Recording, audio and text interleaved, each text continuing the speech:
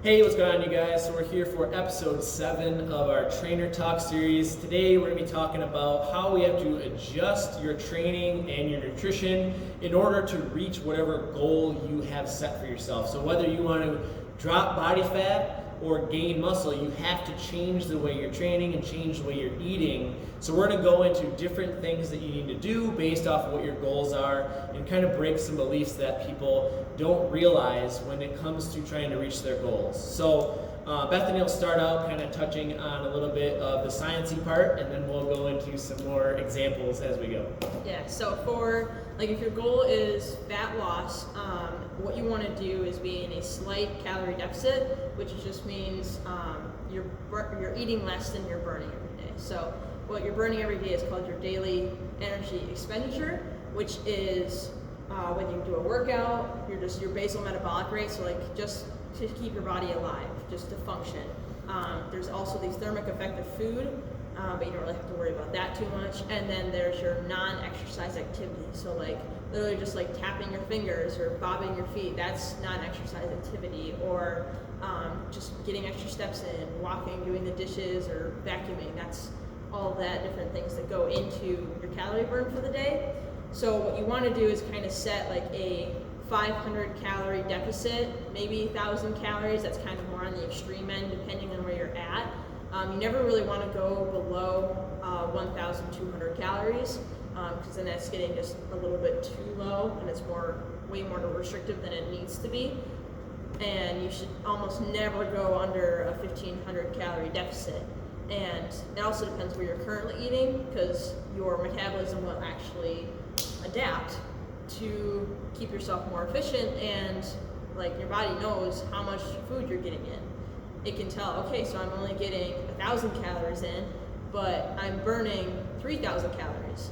I need to become more efficient because otherwise I'm going to starve in a few days. So I need to decrease thyroid function, so slow down energy, decrease metabolism by breaking down muscle, and just not burning as much calories when you exercise, so you're actually making it harder for you to lose fat, which is why you want to fuel your body enough, but in a way that you can still make adaptation. And a good way to kind of offset that are refeed days, refeed periods, where you can wait until you hit a plateau with your weight loss, but the recommended way to do it is either 1 to 2 days a week in a row you do back to maintenance calories. So if you're eating at a 500 calorie deficit, you eat that way for the 6 to 5 days during the week, and then on the weekends or whatever day you want, you eat those extra calories to keep your metabolism going, and then that actually helps you to preserve muscle, which tends to get broken down when you're trying to lose fat. And then when you look at the muscle gain aspect of it, you want to be in a calorie surplus because you can't make something out of nothing. So what you have to do is eat enough so that your body is hey, we can build muscle, we can do this adaptation. The one thing with that is you want to make sure you're eating just slightly over, because you don't want to gain a bunch of fat with your muscle. But if you gain a good amount of muscle, say you gain 5 pounds of muscle and maybe 3 pounds of fat or something like that, all you have to do once you gain that and you're at a good place metabolically and health-wise, you can cut back down and hopefully maintain most of that muscle and lose the fat, so then you actually end up with 3 pounds of muscle and either the same or less fat as when you started. So that's the big thing for increasing or promoting toning, looking better with more muscle, creates more curves with the right amount of fat, so you have more curves, more shape, more definition that way through muscle. I kind of want to do a quick example of what she's kind of talking about. So there's a really easy way to kind of figure out how many calories you need, because she talked about being in a calorie deficit, not being too far down. To gain muscle, you need to be in a calorie surplus, but you don't want to be too high to where you're gaining a bunch of fat. So for example, let's take a 150-pound female. To get your basal metabolic rate, so she mentioned that earlier, that's how many calories you burn if you didn't do anything all day. Okay, so if you woke up and sat on your couch until the moment you went back to bed, you burn a certain amount of calories. That's just how the body processes everything. So if you're 150 pounds for female, you can multiply your weight by about 10. And that's about average your basal metabolic rate. So a 150 pound woman needs about 1,500 calories to maintain bodily function, proper bodily function. So that'd be the least amount of calories that you'd want, as she mentioned earlier.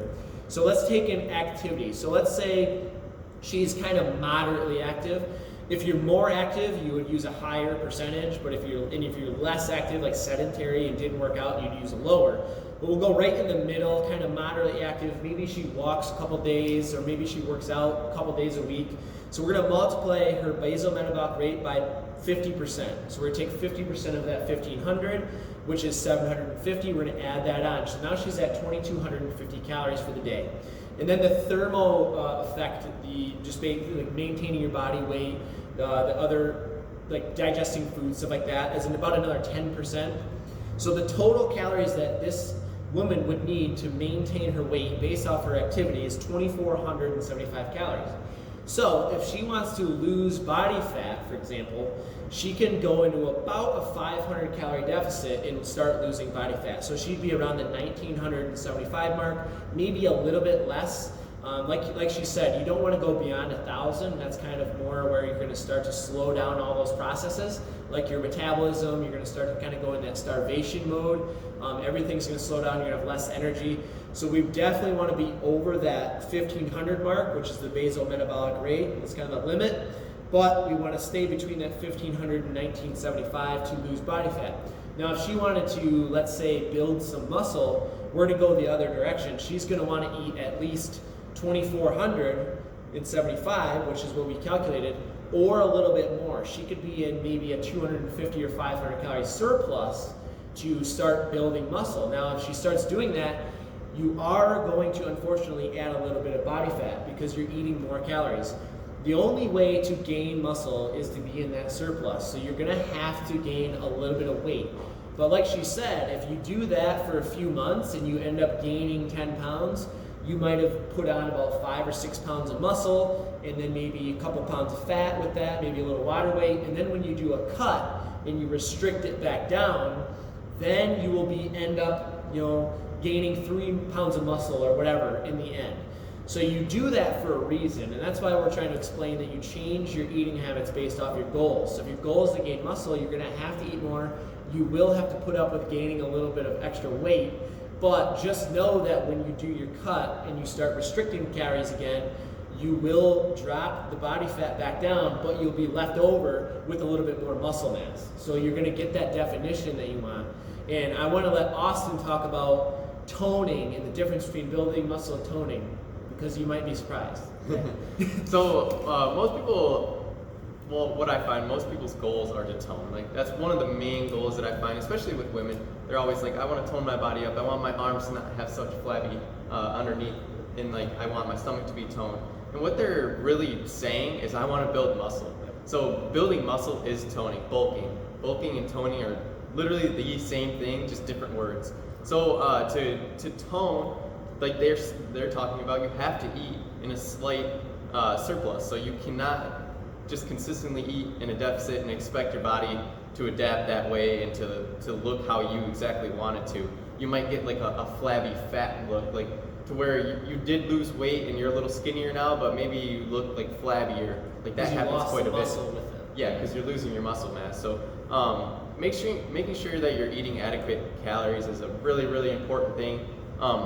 I find the best way for clients to kind of gain muscle but also lose fat is to eat healthier. So obviously that consists of eating more protein, so your meats, your nuts, things that are higher in protein, and then having good healthy fats, olive oil, avocados, again nuts and seeds and things like that. And then having some complex carbohydrates in with it. Carbs, fats are not nearly as bad as people make them out to be.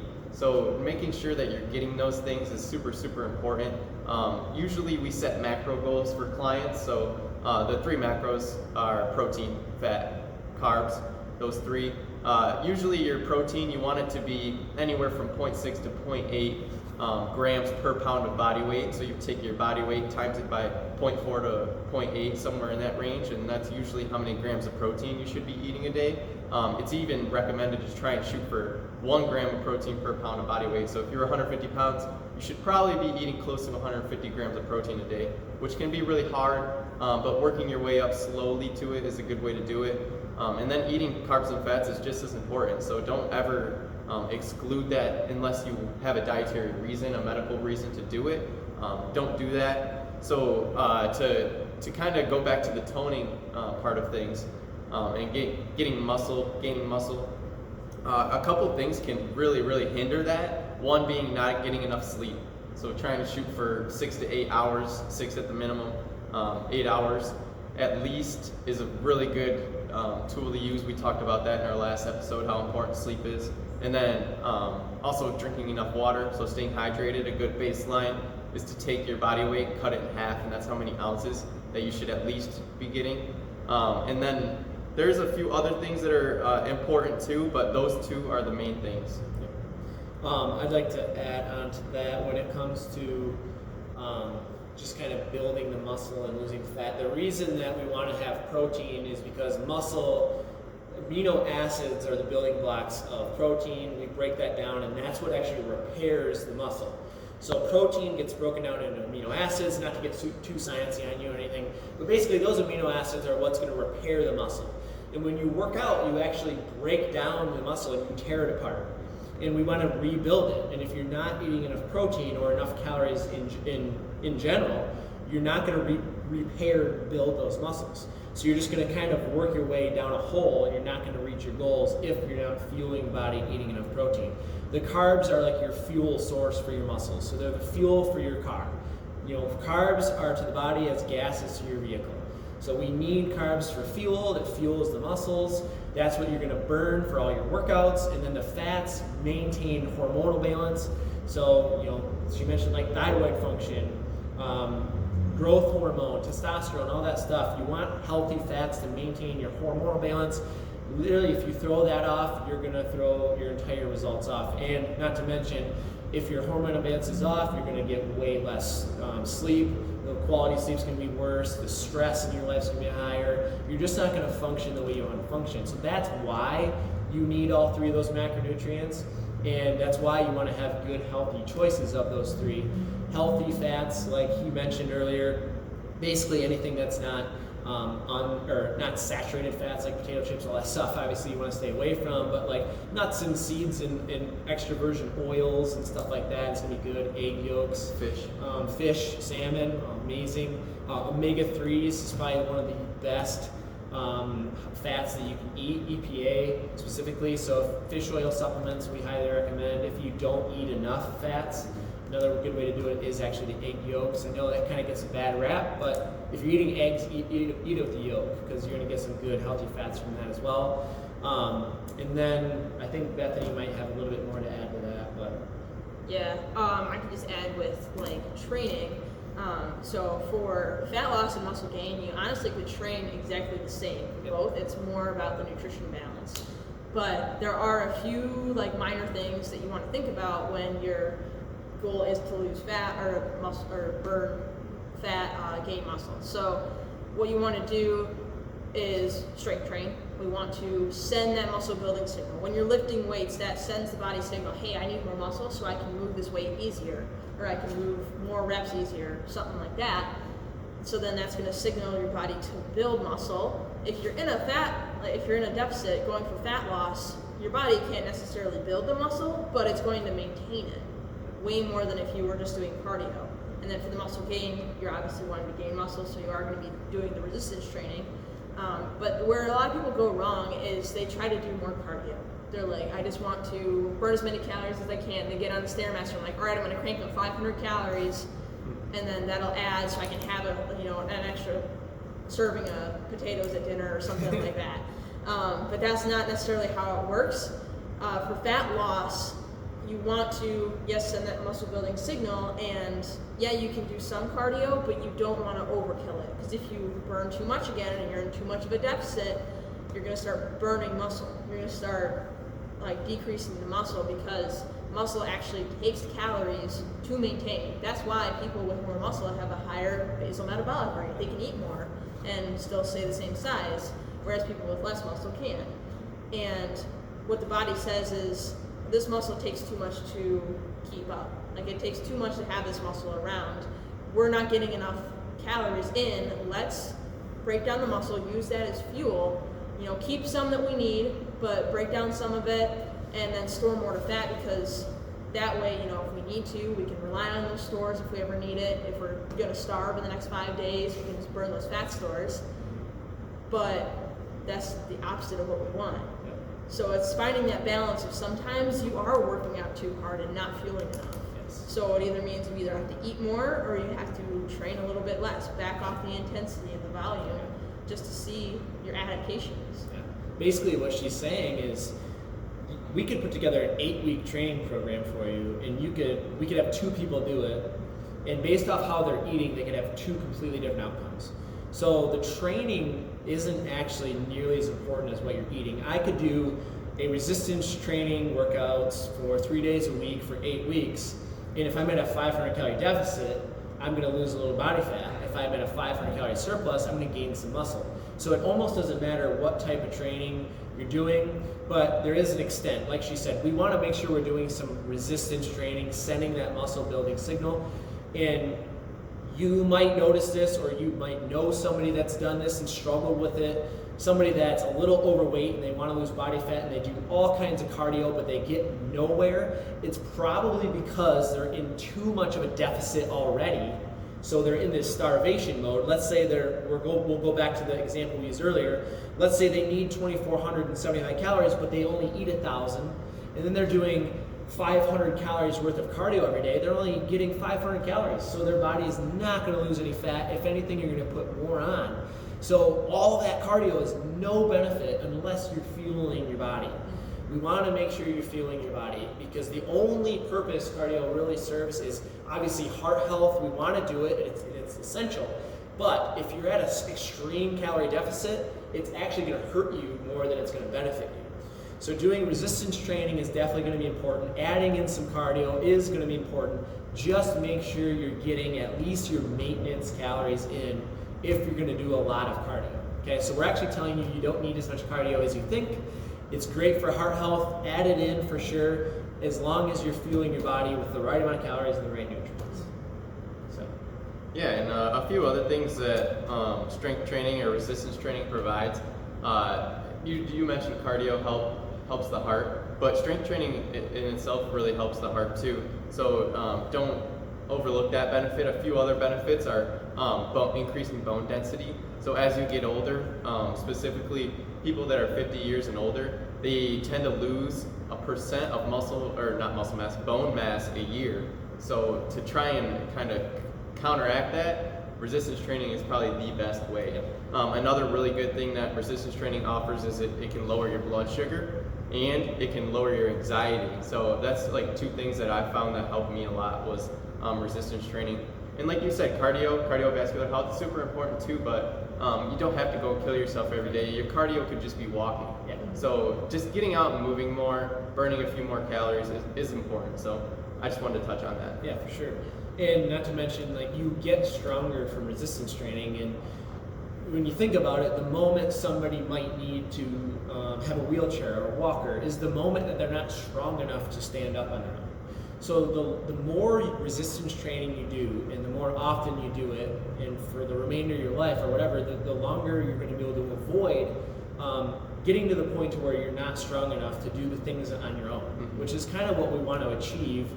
With our older population, is we don't want you to have to rely on somebody else to take care of you. We want you to be strong and build the bone density and the muscle mass that you need to be able to do the things that you want to do, play with your grandkids, things like that. That's what we really care about, longevity and overall health.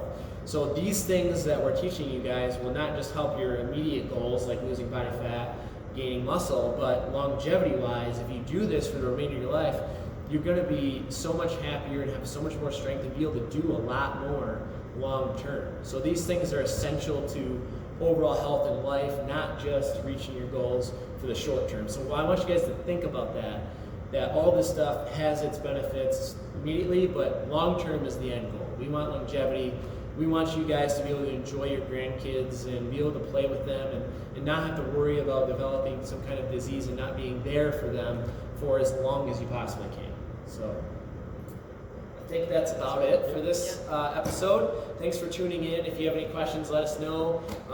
We all coach clients, nutrition in the gym, outside of the gym. If you need any help, don't hesitate to reach out and get the help that you need. Until next time, have a good day and stay healthy. See ya. See ya.